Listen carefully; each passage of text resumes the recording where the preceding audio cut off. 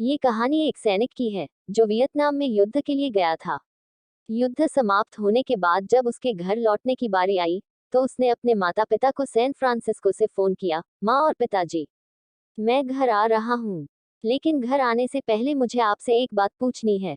मेरा एक दोस्त है जिसे मैं अपने साथ घर लाना चाहता हूँ। क्या मैं उसे ला सकता हूँ? ग्रेटर देन, बिल्कुल बेटा, ये भी कोई पूछने की बात है। हमें तुम्हारे दोस्त से मिलकर बहुत खुशी होगी, माता पिता ने जवाब दिया।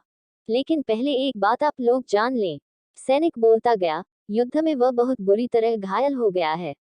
उसने एक बारूदी सुरंग पर पैर रख दिया था और उसमें उसने अपना एक हाथ और पैर गंवा दिया है।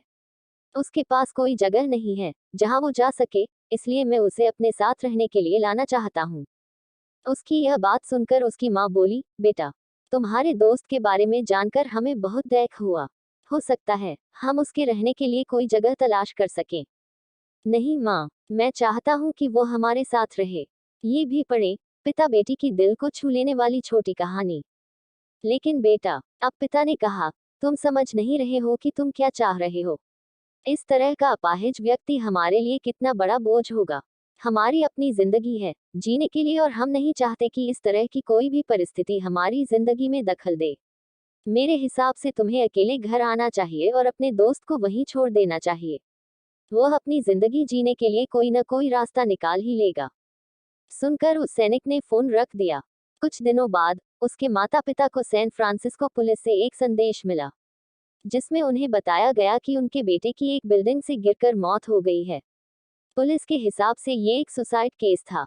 दुखी माता पिता ने तुरंत ही सैन फ्रांसिस्को के लिए फ्लाइट बुक कराए और वहां पहुंच गए। वहां उन्हें शहर के मुर्दाघर ले जाया गया ताकि वे अपने बेटे की पहचान कर सकें।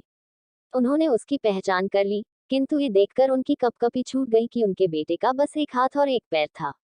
दोस्तों, इस कहानी में जो माता पिता हैं, वे हम में से बहुत से लोगों की तरह हैं, जो अपनी सुविधाओं को सबसे अधिक महत्व देते हैं। वे उन लोगों से प्यार करना या रहना या समय बिताना चाहते हैं जो दिखने में अच्छे हैं, स्वस्थ हैं या फिर जिनके साथ रहकर उन्हें मजा आता है।